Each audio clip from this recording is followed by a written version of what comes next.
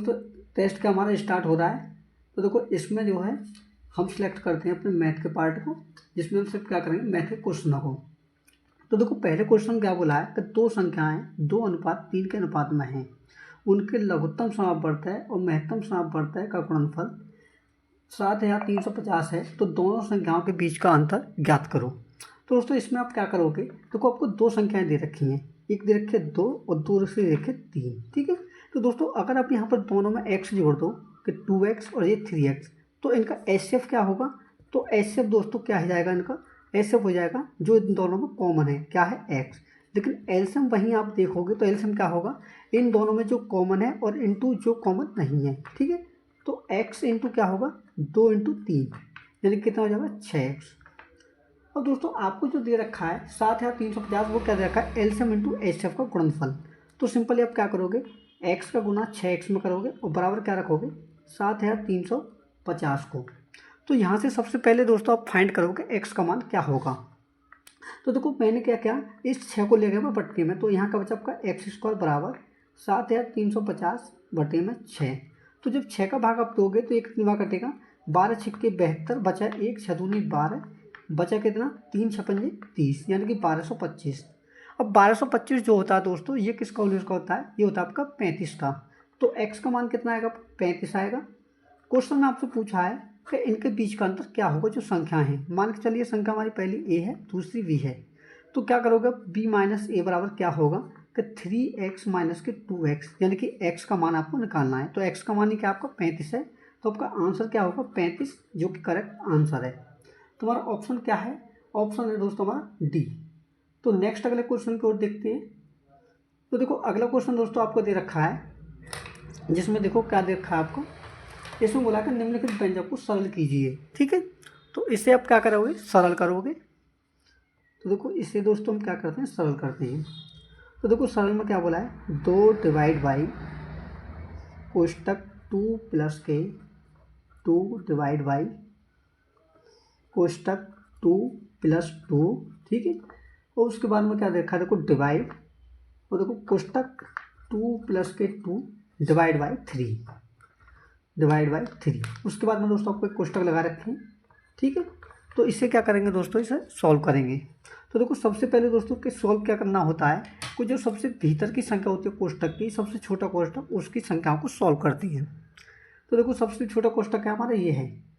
तो दोस्तों इसमें क्या करेंगे, पहले देखो डिवाइड है, तो पहले डिवाइड को सॉल्व करेंगे, तो ये कितना हो जाएगा 2/3 प्लस के 2, ठीक है। तो 2 प्लस के 2/3 हो जाएगा।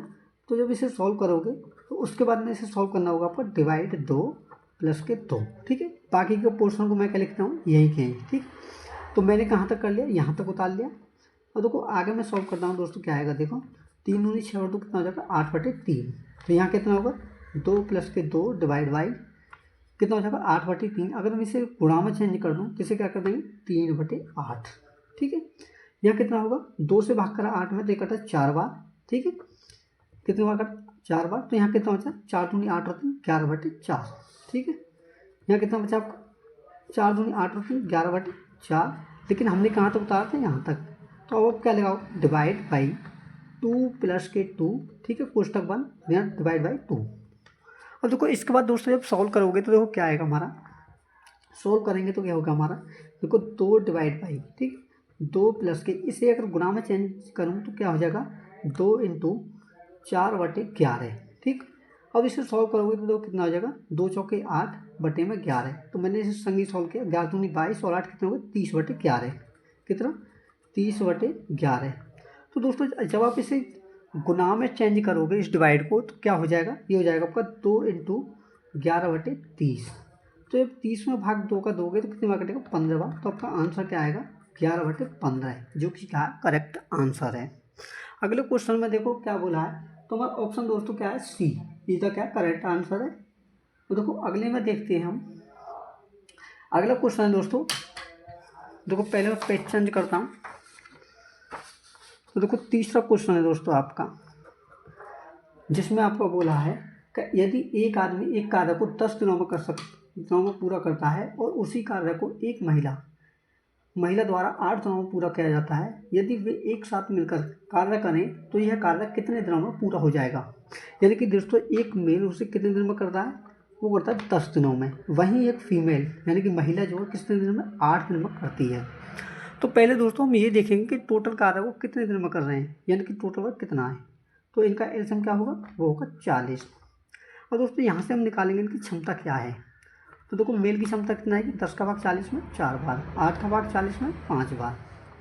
तो दोस्तों इसमें पूछा है कि टोटल कार्य को कितने दिन में पूरा करेंगे जब वे साथ मिलकर करते हैं। तो देखो time of male plus female बराबर क्या होगा, टोटल कार्य को लिखेंगे ऊपर बट्टे में दोनों की क्षमता से भाग, तो 4 और 5 कितने हो गए, 9।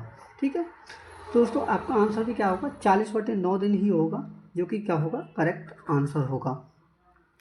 तो आपका ऑप्शन नंबर क्या है, आपका option number A is the correct answer होगा। और देखो अगले में क्या बोला है, देखो अगला क्वेश्चन दिखा रहा है इसमें बोला है दोस्तों देखो कि यदि एक नाव की चाल धारा की दिशा में 12 किलोमीटर प्रति घंटा और धारा की विपरीत दिशा में चाल 4 किलोमीटर प्रति घंटा है तो शांत जल में नाव की चाल ज्ञात कीजिए। तो दोस्तों यहाँ पर मैं आपको बता दूँ कि देखो जब भी आपको कोई नाव धारा की दिशा में चलती है तो दोनों की गति को क्या करते हैं, जोड़ते हैं, धारा की और नाव की चाल को। लेकिन विपरीत चलते हैं तो नाव की चाल में से धारा की चाल को घटाते हैं।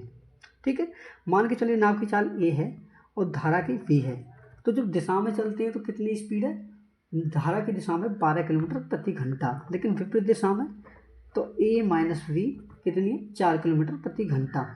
तो दोस्तों जब इसे सॉल्व करोगे तो देखो क्या होगा, तो देखो नाव की चाल निकालने के लिए क्या करोगे, आप इसे ऐड करोगे।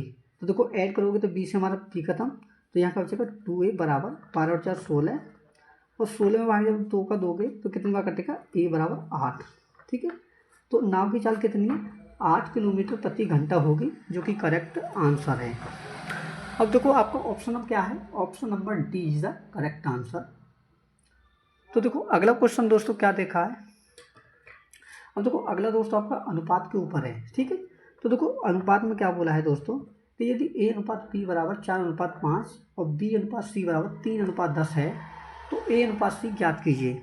दोस्तों यहाँ की ट्रिक मैं आपको बता दूँ अनुपात में कि जब वो आपको पहली डिजिट और लास्ट की डिजिट का अनुपात निकालना हो तो आप क्या यूज करेंगे कि पहली संख्या को लिखेंगे और दूसरी को। ठीक है, और देखो पहला अनुपात क्या है, पहला है आपका 4:5, तो क्या लिखेंगे 4:5, लेकिन दूसरे को भी क्या लिखेंगे, इसी के नीचे। ठीक है, क्या लिखेंगे 3:10।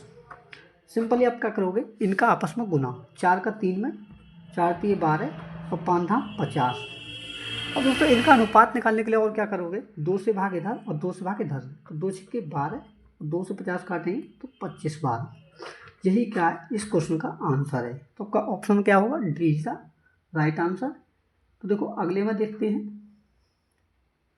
दोस्तों, देखो छठा क्वेश्चन आपको क्या दिया है, इसमें बोला है, देखो पढ़ते हैं ध्यान से। इसमें बोला है कि विपरीत दिशा में समांतर पटरियों पर 48 किलोमीटर प्रति घंटा और 52 किलोमीटर प्रति घंटा की चाल से चल रही 2 रेलगाड़ियाँ